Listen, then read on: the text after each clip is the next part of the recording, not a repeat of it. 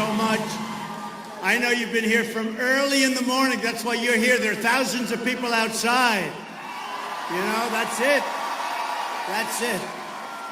Well, we're going to have a little fun today, but we're talking about a lot of bad subjects. You know, we're not talking about good, but we're talking about subjects where we will recover and will do better than ever before. I'm telling you. Promise. So, you know, I landed, and there are thousands, literally thousands of people lined up trying to get into this room. That's not going to happen. In fact, I want to thank the fire marshal. I love you very much. I was with the fire marshal. They really did. They went all out today. They had people standing at every door, and it was great. I love you, too. Thank you. I love you. I love you.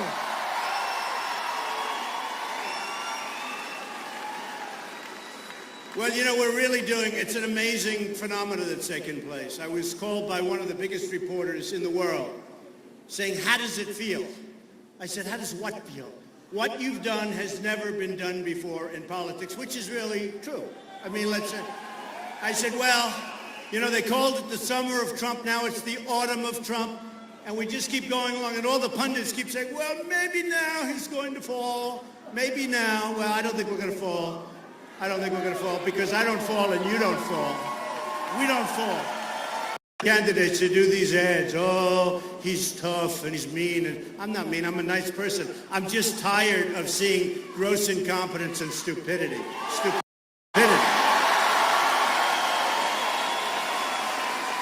So, you know, I got to do it because I love doing it. And I only love doing it because when you're number one in every poll, you like to sort of do it, right? So, you ready? Number one, I'm beating Hillary big in the Fox poll. Big.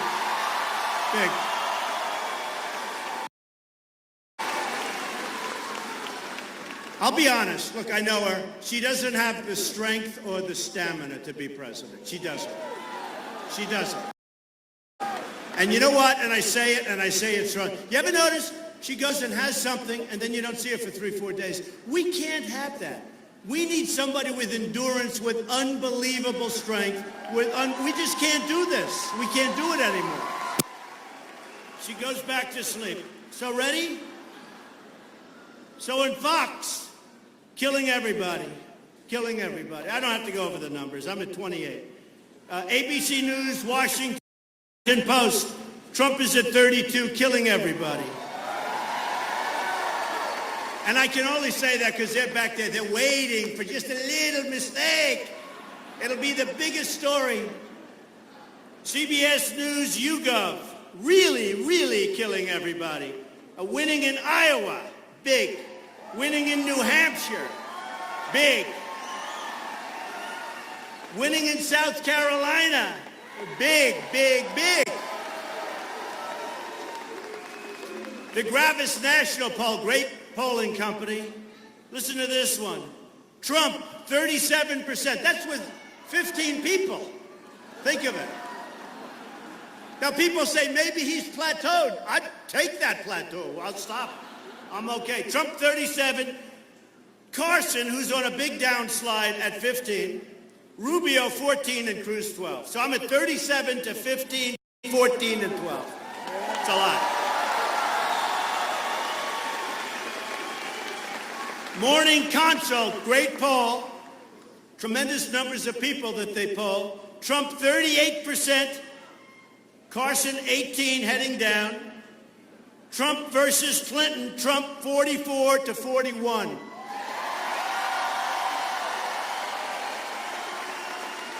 And remember this, that's before I started. I haven't worked on her yet. I've worked on Perry. I've worked on Lindsey Graham. How about, think of it, everybody I've worked on, and in just about all cases, they came at me first. Wouldn't it be nice if our country could do that too? Wouldn't that be nice? Every single person, they come after me and we go after them, and you know, people start to realize that's what we want. I just want to win. You know, I love my company. I love what I'm doing. I filed papers that were unbelievable papers. And the only reason I say that, unbelievable financial papers. And they were all hoping, they were praying, they were saying, oh, please. Actually, a lot of them don't pray. You know, they don't pray. We pray. but a lot of them don't pray. But they were all hoping that the numbers wouldn't be so good.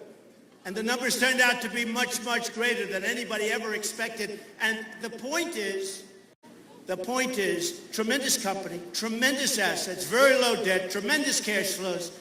There's never been a statement filed like that, ever, with the FEC. Now, what happens is, I mentioned that for one reason. We need that kind of thinking for running our country. We need it, among other things, but we need it. So we're leading in New Jersey big, we're leading in Texas big, we're leading in Ohio, beating the hell out of this guy Kasich, who's terrible. He's a terrible debater. Terrible. We're leading in leadership. A couple of minors. By the way, do you hear the helicopter going back and forth? You know what I'm doing? See? You don't get that. I'm sorry, but they're standing outside. We're taking children up. Look at this beautiful young guy right here. Now he's disappointed that he's here. We're taking a lot of young children up and down in the helicopter, and they're having a good time. They're having a good time. This is the only time when prime location wasn't a good thing, you see, for the kids. So anyway, so we're leading in New Jersey, leading in Texas, leading in Ohio, leading big in New Hampshire, leading in Iowa, leading monstrously in South Carolina, North Carolina. We're leading in Florida against a sitting senator, right? Sitting senator.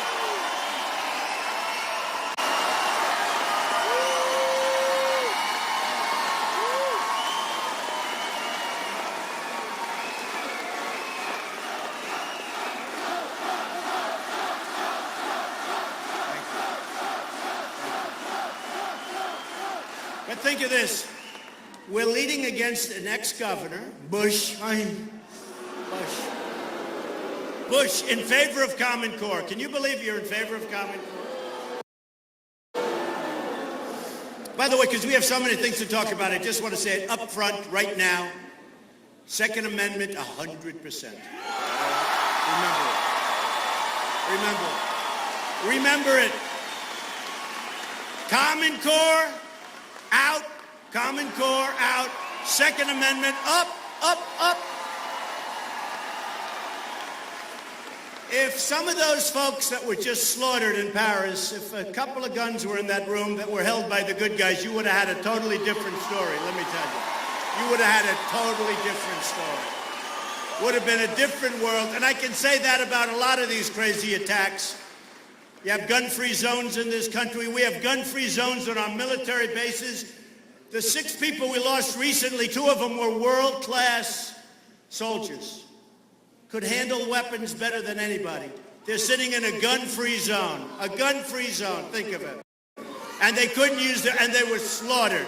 And it's not going to happen anymore. Not going to happen anymore.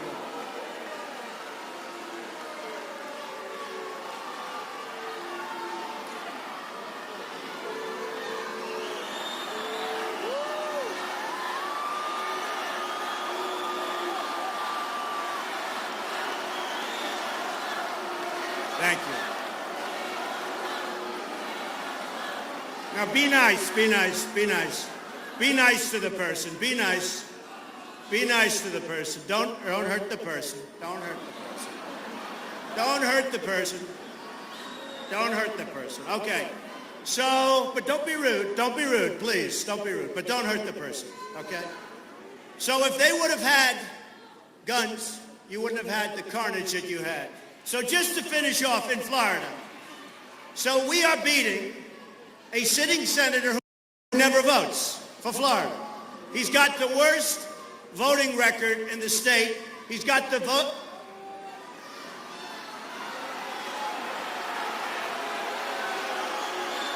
Okay.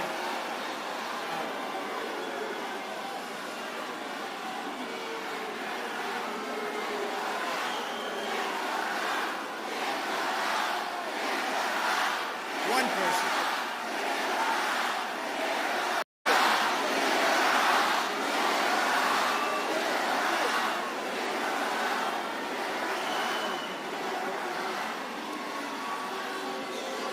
Please nicely escort the person out. Please. Thank you. Thank you. Thank you. Escort the person out, please. Thank you.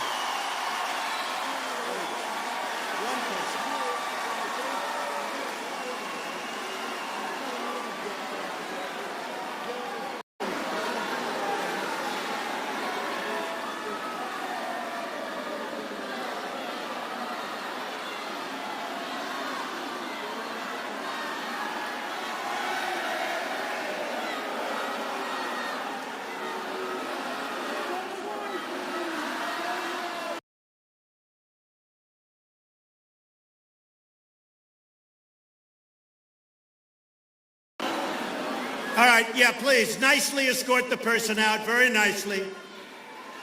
Very nicely. Come on, let's go, come on. Let's go, you can go faster than that, come on. Come on, you can go faster. Let's go. Come on.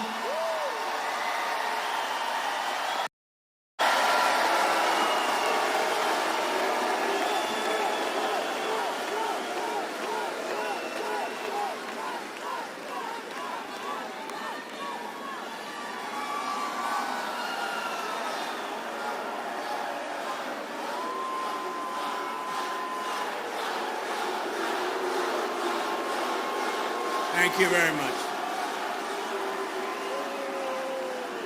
Do you see how diplomatic I've become? Right? Because at the last rally, we had one person, we had 15,000 people, we had one person who was really, really being bad, and it was horrible, And we said, get him out, we're a little bit rough, and I got criticized. So today, you're my witness. Could I have been nicer than that?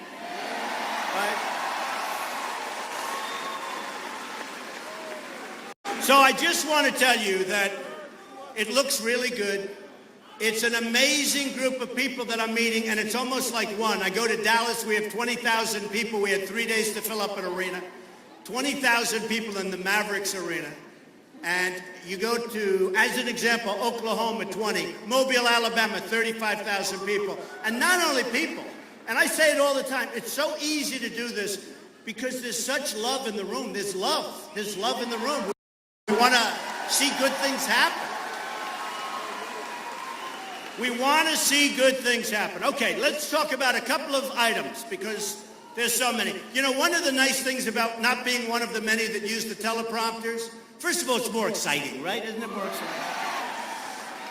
You need a good memory, but it's much more exciting. And I always said, presidential candidates should not be allowed to use teleprompter because all they do is read. That's all they do. Look what we got. Look what we got. But, you know, in Los Angeles, on the front page of the Los Angeles Times, there's a big scandal.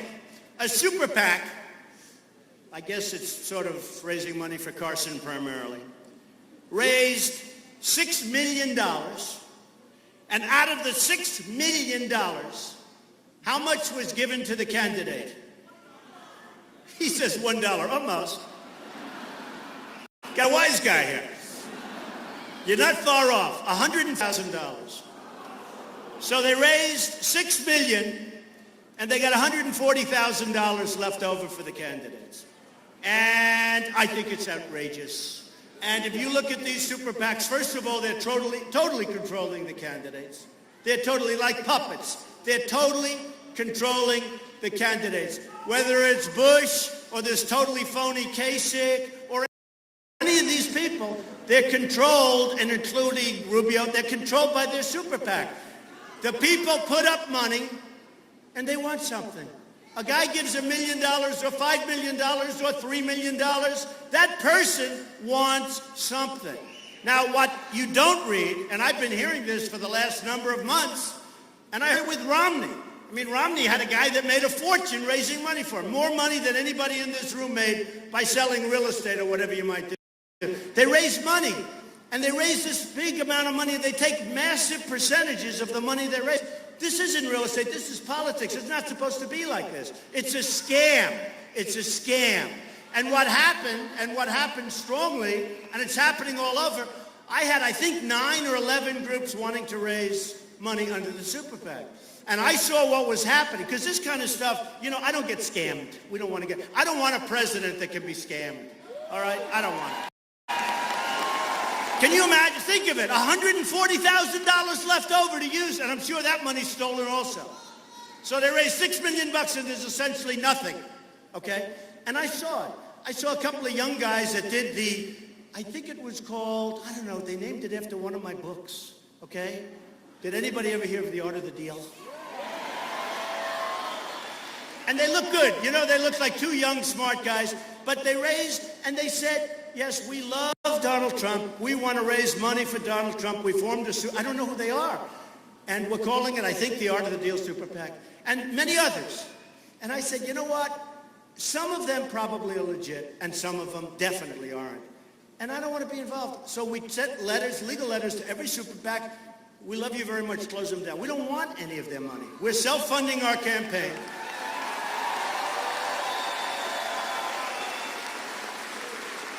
I mean, when I take my helicopter over here, it's expensive. I'm paying for it, okay? I'm paying for it. When I get on my airplane, I'm paying for it.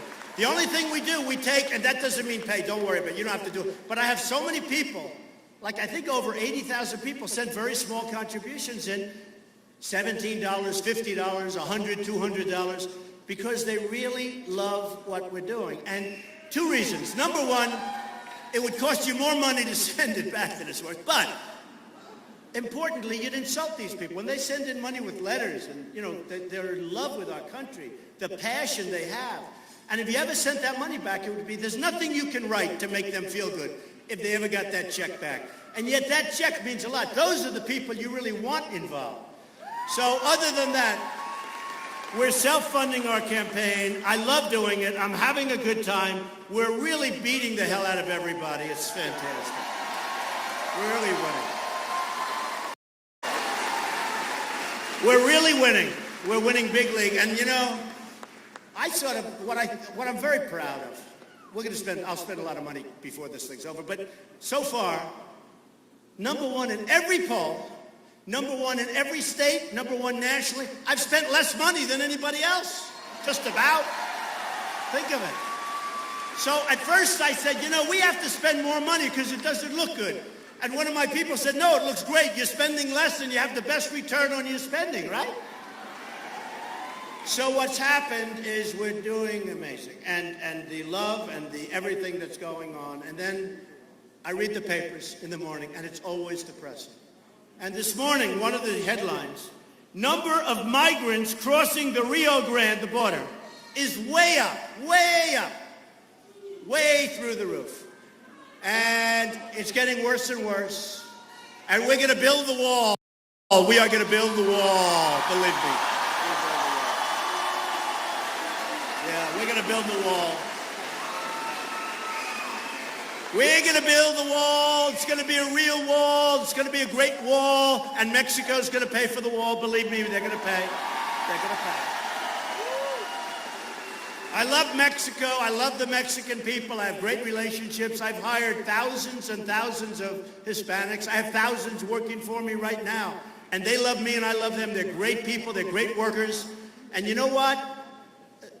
I'm going to win the Hispanic vote. I really believe it. I really believe it. And I think I'm going to win the African-American vote. A poll came out recently where I got this tremendous number with African-Americans in the Republican, as a Republican, which is pretty unusual, sadly. And one of the commentators said, if that number is true, Trump wins this election easily. I said, I told you. I mean, it's one of those things. So I think I'm going to do great with the African-American vote. I think I'm going to do great with the Hispanic vote. Because you know what? I'm going to bring back jobs to our country. I'm not going to have China ripping us, and Japan and Brazil and everybody. There's practically nobody that doesn't. Because we have, of all in the world, probably the dumbest leadership. That's why. It's very simple. Nobody has dumb leadership like us. Like the whole thing with anchor babies. The whole thing with anchor babies. So I came out, did I take heat? Have I taken heat, by the way? Think of it. No, I mean, what have I done? I announced I'm running. It was like brutal. Rush Limbaugh, and I say it. He said Donald Trump has taken more incoming than any human being I've ever seen. And he goes, has a news conference and doubles down. Everybody said, will you apologize? I said, for what? I'm right. You know, apologies are fine. And apologizing is fine. But, you know, you got to be wrong. It turned out that I was so right about illegal immigration. And I think it's one of the reasons that we've gone so high.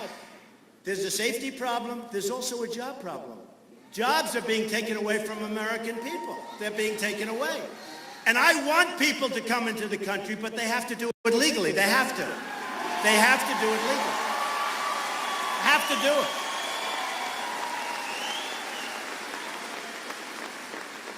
And I want them to do it, and I'm going to love them. And you know what? When people graduate from Harvard and Yale and the Wharton School of Finance and Stanford and Princeton and all these great schools, and then they're forced out of the country, I want them to stay. I want very talented people to stay. I know a case, one of the top students at Harvard graduates, gets thrown out of the country, starts up a company in India, employing thousands of people now, only a period of 5 years. Thousands of people wanted to do the same thing here. We can't do that. We can't do that. We have to be smart. So I want people in the country, and I want people to come in the country, but they have to do it legally. And when somebody graduates and is an outstanding student, and they go through our college system, and they want to stay in this country, and they check out in every way, by the way, have to check out, but they check out, I want them to stay here. I want them to do business here, not in another country where they end up clobbering us. So I think it's important. And a lot of Republicans don't think so. I think it's very important. You know, a lot of the Republicans have become tough guys all of a sudden. They're tough guys all of a sudden. Like you have Rubio, so weak on illegal immigration. He was a member of the Gang of Eight. You know what the Gang of Eight was, right? Come on in, everybody. Take our property. Come on in. All of a sudden, his polls go down. Now, look, Rubio, who I really don't know. I sat next to him on the stage, or I stood next to him on the stage. But you just look at what we're competing. We'll talk about a couple of them. So Rubio comes out. He represents, for a short period of time, the people of Florida. He's got the worst attendance record in the United States Senate, doesn't vote. He's very weak on illegal immigration, totally in favor of amnesty, which you can't do. Okay? You look at Bush. Bush is in favor of Common Core. I don't even mention him anymore. You know, I hit him hard at the beginning because, you know, I figured Bush, whether you like Bush or not, you would think that he has the advantage because he's from a family that's been involved, right? I don't know if we like it, but he's from a family. So I came up with a statement because I believe it. He's a low-energy person, right? He's a low-energy person. And everybody said, you're right, that was it. But I don't think he's there. But if you look at Bush, he's in favor of Common Core. How can you be in favor of Common Core educationally? I want education to be brought to this level, to the level where you have local people that love their children and want to see good for their children, not some bureaucrat in Washington that's getting paid a fortune and couldn't care less about the children in Florida or Iowa or New Hampshire, or South Carolina, or California, or New York. You get these people that are making a fortune. You see the salaries they're being paid? And think of it. If it worked, I'd be fine.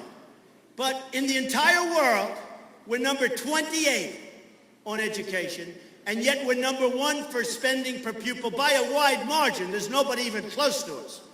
So we spend more money per pupil, and yet we're 28. We have third world countries that are ahead of us in education. And then they fight for Common Core. Anybody in favor of Common Core should be defeated at the polls because they have no sense.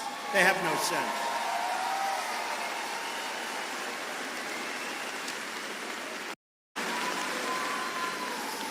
Now, I took a lot of heat from a newspaper that's a failing newspaper called the New York Times. Failing. No, it's failing. You know, it's hard for me to say this, but yesterday they had 3 stories about me. One on a plaque that I put up this big on the Potomac River. They said, well, it didn't really say the right thing. They were saying it said something else than what happened in the Civil War. Some consultant said, So I said, really, were they there? Were they there? This was a front page story in the New York Times, okay, to show you where we've come. But I guess the day before yesterday, I had 3 stories. Yesterday I only had one. It was an off day. Never a good story. Editorials, oh, that is so bad. You and I believe the same things. They don't agree with us, okay? But here, listen to these statistics. So the New York Times, which is in huge financial difficulty, which won't make it. Somebody will come along, some rich guy. Maybe I'll do it. No, some rich guy that wants to be relevant, that, is rich, but nobody ever heard of him, and he can't get a place at a restaurant. A lot of those guys. I have a lot of friends. They call me. They say, Don, they're worth $2-3 billion. Don, could you do me a favor? Could you get me a place at a restaurant?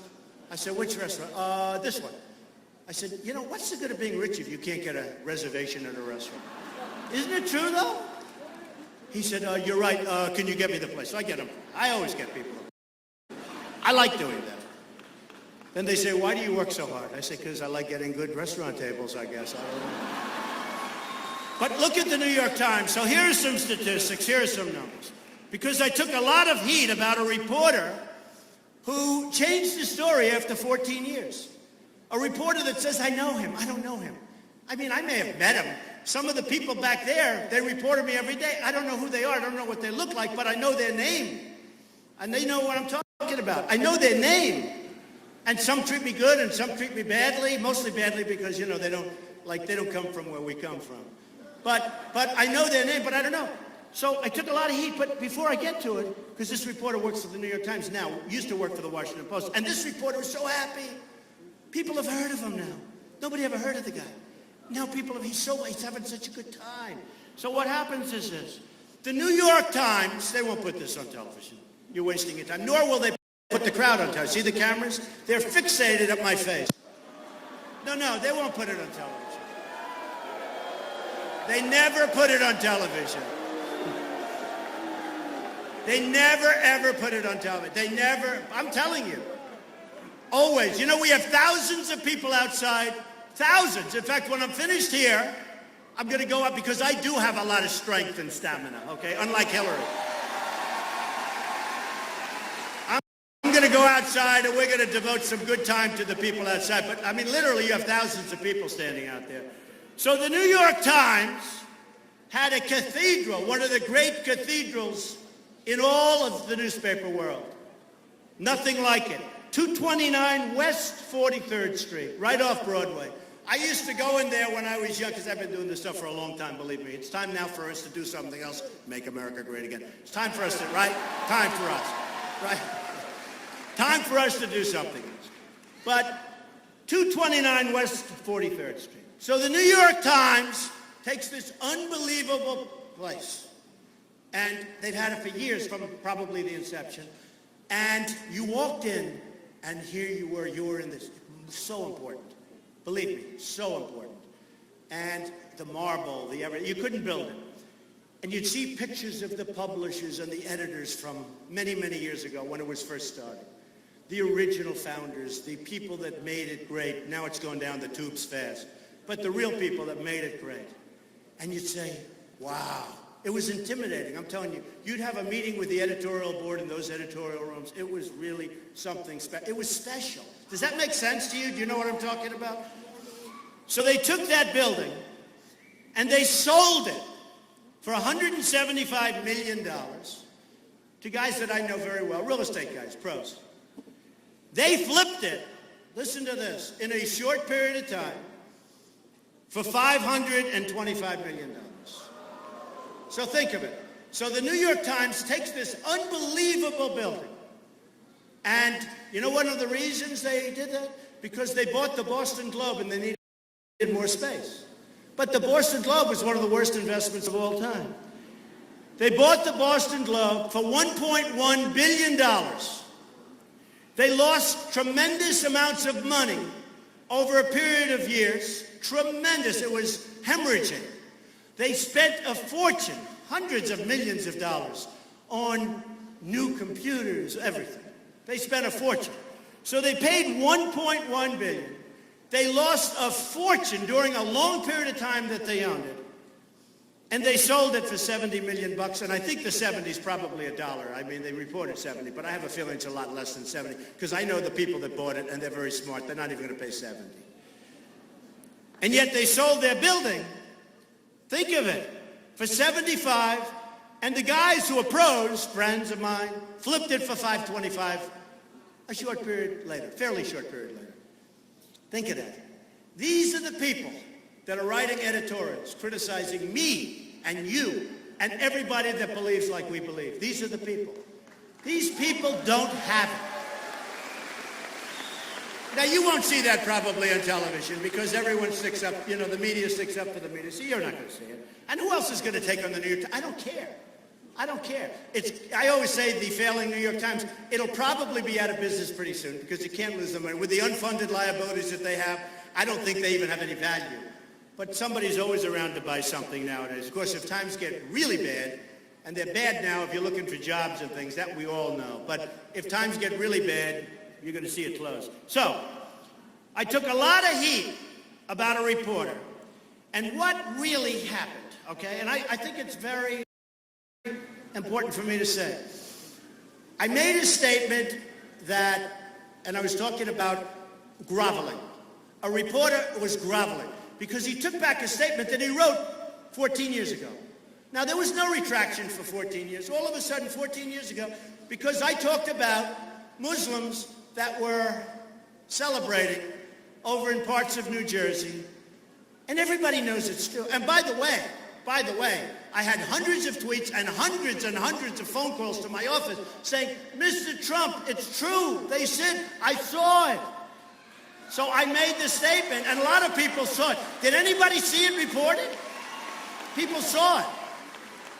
Okay, so I made the statement. I didn't think it was a big deal because I thought everybody knew. And by the way, everybody admits, worldwide, the Muslims were absolutely going wild. In fact, at a soccer game a couple of days ago, did you see that?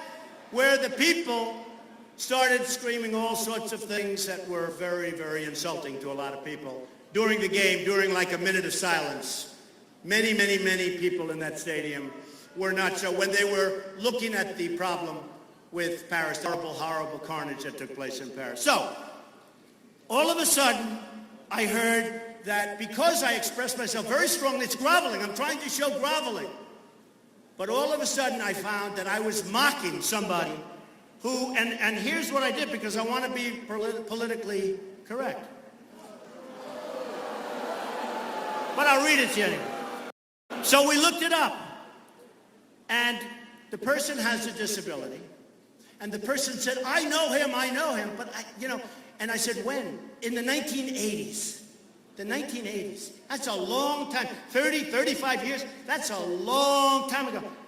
But believe me, I don't know. And if a person did, nobody gives more money to Americans with, the American with Disability Act, big act. I give tens and tens of millions of dollars, and I'm proud of doing it. I don't mock people. I don't mock people. I don't mock people that have problems. I don't mock people that have problems, believe me. Now, people mock me with my hair, but it is my hair. I actually love when I can, sort of go outside. I thought this might be outside because there were so many people, but we're doing a double, which is not as good for me, I will tell you. I got to do this all over again, right? No.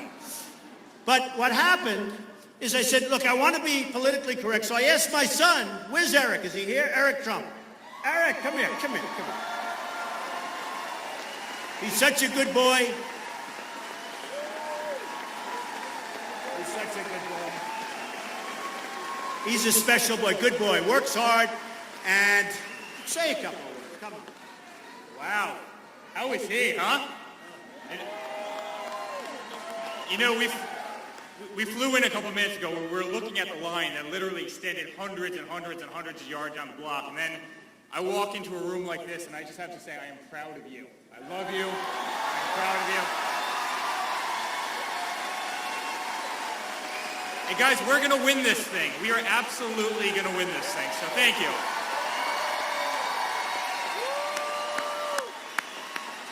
Thank you. Well, what do you expect him to say? He's my son, right? We know. Wouldn't that be terrible if he got up and said terrible things? Now, then you would have a story. That they'd put up.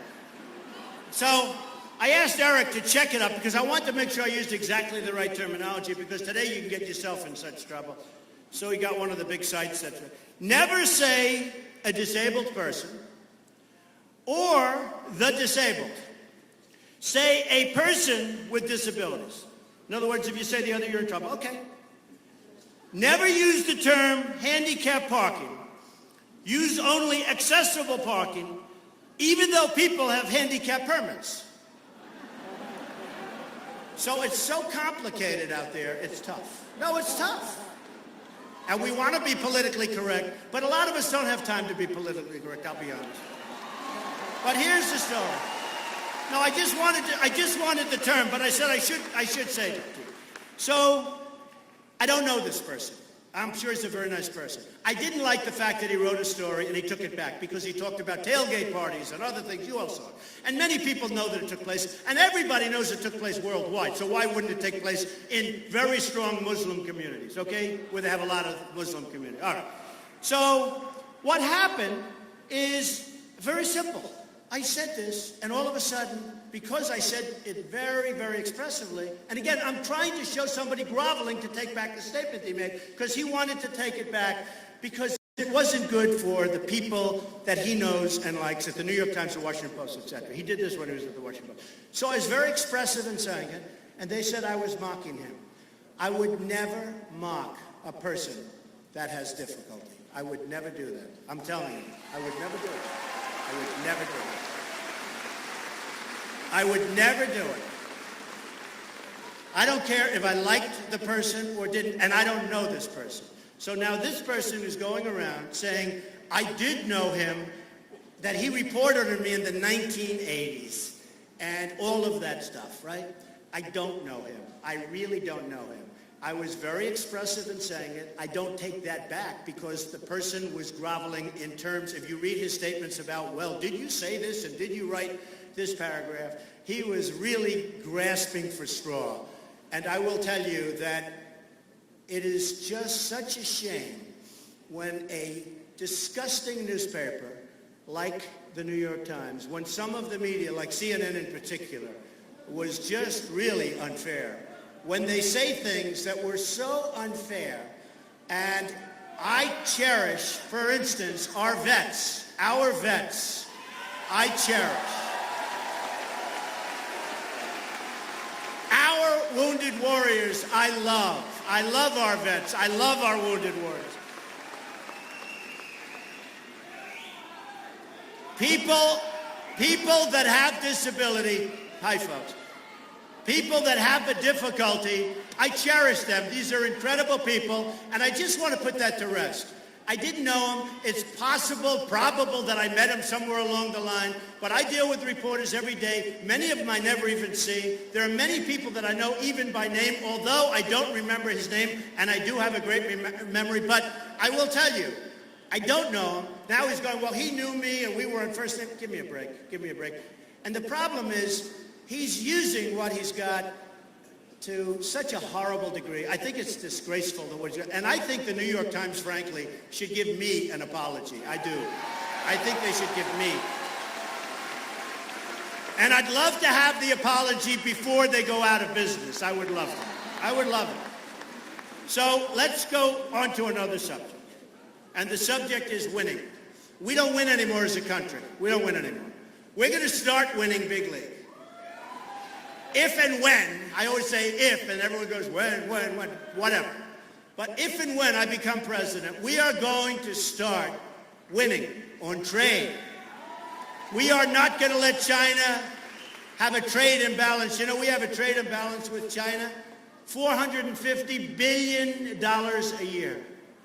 They say, but they're our partner. That's not a partner. And that's been going on for many years. We have a trade imbalance with Japan of $70 billion. They send the cars, we send them practically nothing. And they don't want anything from us. They don't want. They want to send us things. They don't want what we have, believe me. We send them beef. We send them things. It's a tiny, tiny fraction of what they send us. They're all just killing us. Now, Mexico is becoming the car capital of the world. Ford is building a $2.5 billion plant. People are closing up in Michigan and all over. In Tennessee, they took a plant that was going to go to Tennessee, and it's going to Mexico instead. Mexico is killing us. Now, let me just tell you, these guys I'm running against, they're politicians. All talk, no action. All talk, no action. And every time I say, we're going to build a wall, they look like, oh, sure you will.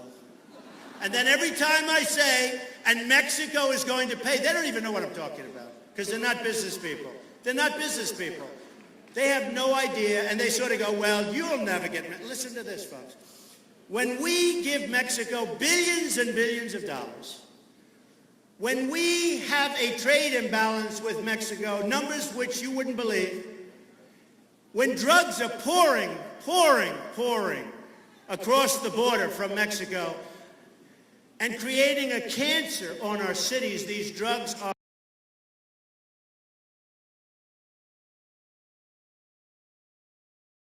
hits New Hampshire harder, it seems, than any place. But the drugs that pour into the United States. And when we have $45, $50 billion trade imbalances, and I want to build a $10 billion wall, how easy is that? How easy is that?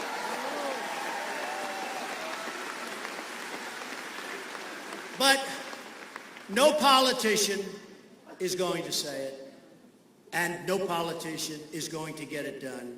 And when I speak to Bush, who's a nice person, by the way, he really is. He seems like a nice guy.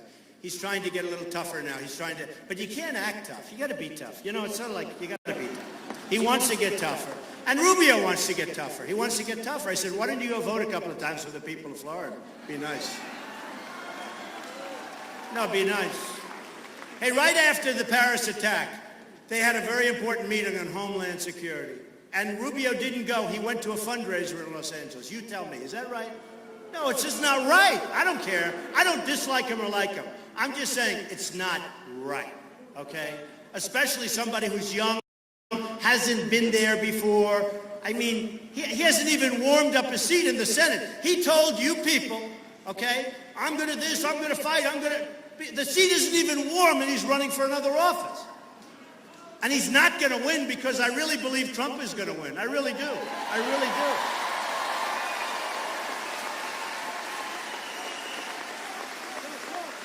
So we have people and companies that are leaving right now the United States. You read about Pfizer. Thousands and thousands of jobs lost. And they're going overseas because they're getting lower taxes. Well, I'm cutting everyone's taxes, especially the middle class. Everybody. And I've actually had great reviews on it. We're going to put the country, they're going to want to work. They're going to have money left over. And look at what happened. Our middle class has been decimated by taxes. By the way, decimated by regulation, decimated by everything. So we're going to do a nice, simple form tax return. And people are going to pay much less tax. And they're going to feel so good about it.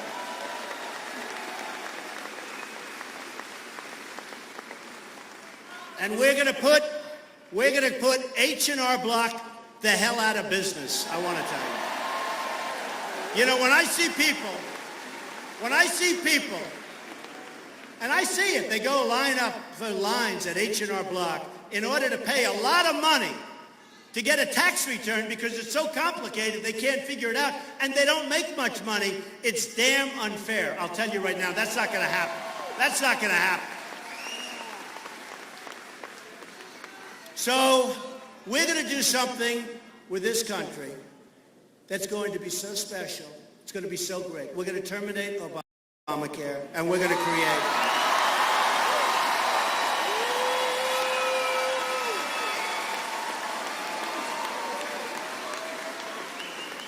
We're going to terminate Obamacare, and we're going to come up with a plan that's far better, at far less money, both to the country and yourselves.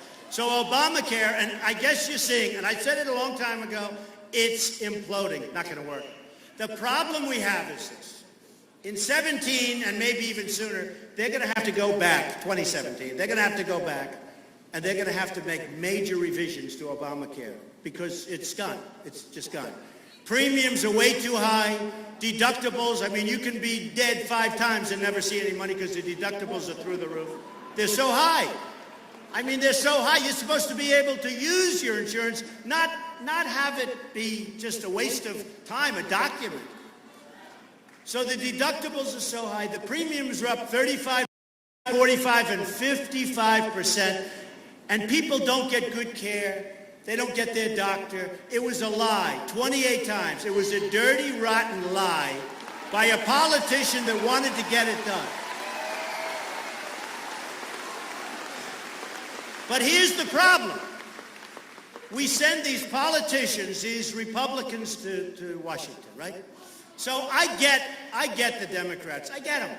Hey, I'm a developer. I get along with everybody. I got along with everybody. I knew how the system, I did really good. You're proud of me, right? Are you proud of me? Right. So I did good.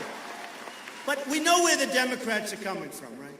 But the Republicans, they go and they go to Sarasota and they go to Miami and they go to Palm Beach. They go all over the place. Then they go to other states. And everybody's going to be this tough guy. We're going to, or woman. We're going to this, we're going to that, we're going to. Then they get to Washington. Oh, Alice. Look at the beautiful ceilings. Alice, look at that column. I wonder how they built that magnificent marble column. Oh, this is the most beautiful thing. Look at the Capitol building, how beautiful it is.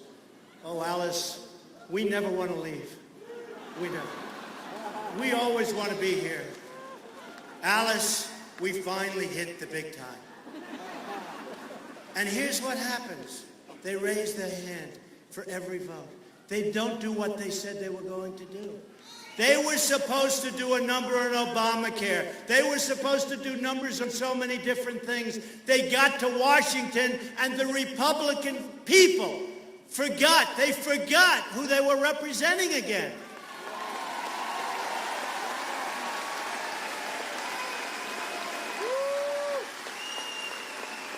Look at the last budget. Look at the last budget that was just approved in record time. It's a disaster. So we're going to be up now to $21 trillion. 21 trillion! 7, 8 years ago, you never even heard the term trillion. $21 trillion.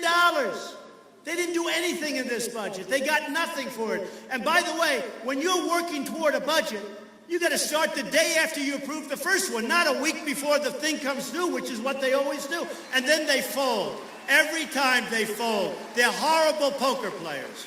Horrible. I mean, I heard Boehner, and I'm not going to say close up government, not close up. And I like Boehner as a person. He's a nice guy. But I tell you what, I heard Boehner, before I left, say there's no way we're going to close up government. Well, that means the other side just won. Because if you don't have that at least threat, you can't do anything. You can't, and they got nothing. You got to say, we're going to close it, we're going to close it. You got to scare them. By the way, in 50 years from now, nobody's going to know about Boehner or Ryan or any of these guys if government closes for a little while. They're going to know about Barack Hussein Obama. That's who they're going to know about. That's who they're going to know about. They're not going to be thinking about Boehner. Nobody's going to know who he is. They're not going to be thinking about Ryan. They're going to be thinking about Obama really blew it. The pressure's on him.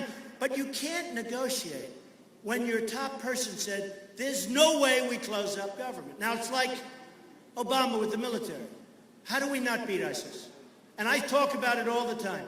We need General MacArthur. We need General George Patton. We need people. We need people that know how to fight. We don't have those people. We don't have those people. I see these generals on talk shows. And they're weak, and they're not the right people. And some of our best have been, look, we had a great general a couple of years ago, remember? I don't want to mention his name. He's been through enough. They got rid of him because he was a foul language. He used foul language. And he was great. He was tough. Okay, so I watch and I study. And I'm really good at finance. Number one, by the way, on finance in your polls by a factor of like, there's nobody close. Okay, nobody close. And ISIS, I see, has a capital. They have a capital, like Washington. They have their own Washington. They have places all over. I said bomb the oil 3 years ago, right? Did I? They started a couple of days ago. And they went to the administration, no, we've asked our generals, that wouldn't work. It does work. You got to take away their wealth. And you got to look at the banks that are giving them fortunes of money. Nobody better with banks than me. You got to dry up their wealth. They're taking our kids, these beautiful young kids, and on the internet, they're convincing them that it's so great. And then I see Brett Baer, nice guy, talking about the mastermind who did all the damage in Paris. He's not a mastermind. I call him the guy with the dirty hat who now got killed.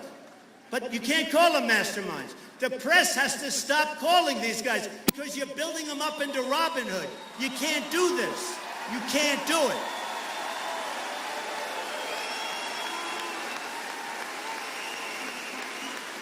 You can't do it. So we're going to get generals, and we have great generals in there right now. You have to find them. We need the tough ones and the smart ones. We don't need tough and not smart. We need really, really, really smart and tough. I don't need tough guys. I've been dealing with tough guys all my life that aren't smart, and they're too easy.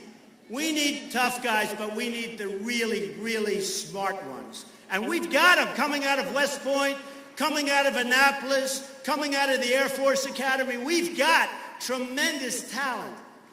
So I'm a long-time bomb. In my book, I'm the one that in 2000, before the World Trade Center came down, said, you better get Osama bin Laden. And now people, that's right, the America we deserve. And now people are saying, you know, Trump wrote about Osama bin Laden before he took down the World Trade Center. Because he was a loudmouth terrorist who was making all sorts of threats. I was writing a book on politics. My first book on politics has always been The Art of the Deal and books on business and how to get rich and all that. And frankly, the book came out and I talked about Osama bin Laden. One of the people last week talked about this. They said, do you know that Trump predicted Osama bin Laden? I did. I also in the same book talked about terrorism. It's natural. Terrorism happens when you have weak leadership and weak people. That's when it happens. No, that's when it happens. That's when it happens, believe me. So we're going to be strong again. And you know, it's an interesting thing. A strong, strong, strong military is the cheapest single thing we can invest in. It's true. It's true. When General Oriano, who was leaving a few weeks ago, I saw him on television, he said, we are least prepared of any time. Now, I think he said in history, but maybe he said since the Second World, whatever he might have said, it was a hell of a long time. We are the least prepared to fight. That's going to change. That's going to change. That's going to change. Now, let me just tell you, I will build a military that's so technologically advanced, because today we're dealing with not just soldiers, you understand. Today we're dealing with buttons, a button, and it wipes out vast areas, which is why having a good deal on nuclear is an important thing. Having the Iran deal is a horror.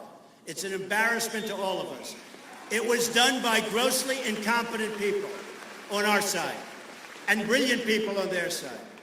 We don't get our prisoners. They get $150 billion. They have 24 days plus a lot of time before the 24 days kicks in. And the beauty of them all is they can, in many places, and especially in their most important place, they can self-inspect. You believe this? Iran can self-inspect. And the biggest problem I have with running for president is by the time I get there, the $150 billion will be gone. It will be gone. I would love for it not to be gone, because I'll do such a number on them, you won't even believe it. But the money will already be gone, and I hate it. Let's move the election up till tomorrow. Let's do it.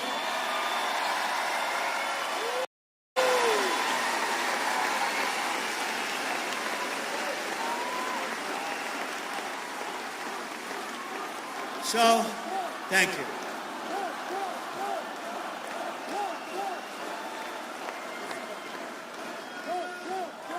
So, we're all out here on a beautiful Saturday afternoon. Thousands of people standing outside. And you know what? We're here because we love our country. We don't have to be here. We don't have to be here. We could be sitting home watching football games. We could be sitting someplace. We could be playing sports, golf, or whatever you play. We could be doing, and yet we have, I flew over in the helicopter and said, wow, look at that. You won't believe what's outside. You're not even going to believe it. And by the way, and I told you this before, the press will not report it. They will not report it. They won't report it. They never do. They never do. They never say, they never talk about the real spirit in rooms. Unless they're reporting on some loser that has no spirit, they build them up. It's an amazing thing. It's an amazing thing. But we're going to bring back trade. We're going to bring back jobs. I'm going to have some of the great deals. I will have Carl Icahn, who's tremendous, great businessman. He's dying to help out.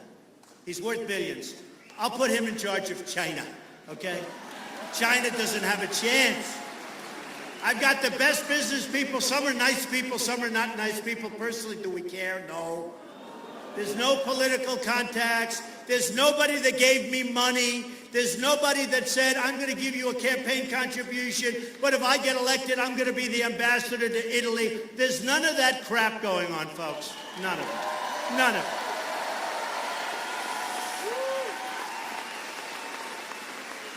We're going to have the greatest negotiators in the world, and we have them, and I know most of them. I deal with them. We're going to have the greatest negotiators in the world redoing our trade agreements. We're not going to lose $450 billion a year with China.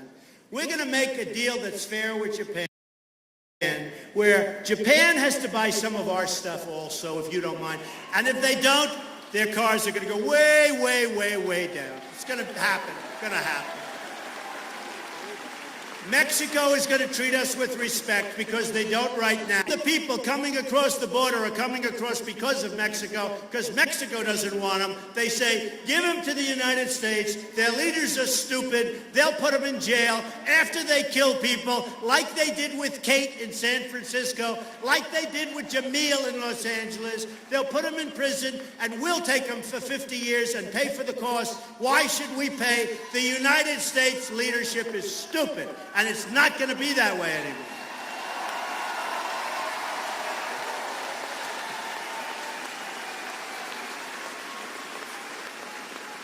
And we're going to get our budgets under control. We're going to get our military so great. We're going to tell our vets they're our greatest people. We love them. We're going to take care of those wounded warriors who I think are the bravest people there are. Okay? See, I wanted to bomb the oil and keep it, and I wanted to give a lot of the profits from that oil to the families of people that lost sons and daughters in Iraq and Afghanistan and Syria.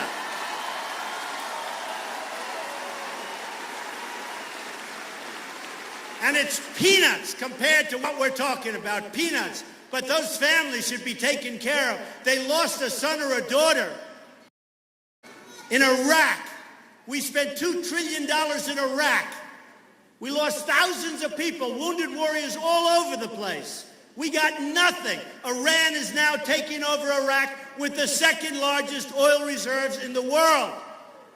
They're taking it over. We got nothing. So I wanted to take back the oil, and I wanted to take that oil, and I'm going to take that oil. I'm telling you, if I get in, I'm taking that oil 100%.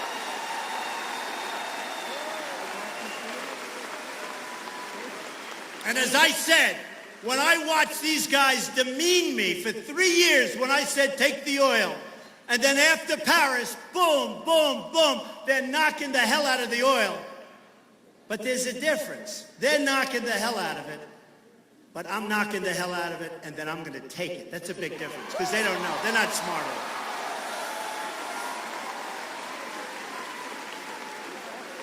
So, just finish up.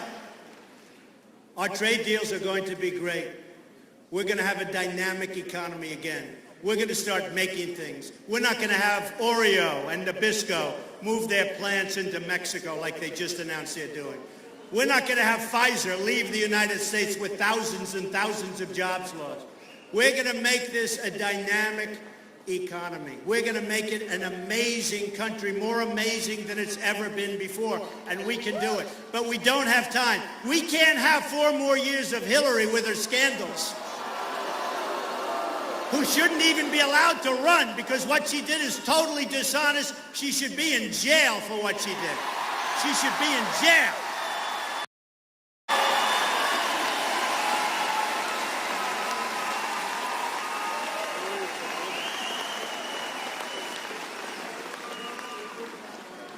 The American dream is dead, but I'm going to make it bigger and stronger and bolder than ever before. We're all together going to make America great again, and I love you. I love you. I love you. Thank you, everybody. Thank you. Thank you. Thank you, everybody. I love you. Thank you. Thank you. I love you all. Thank you.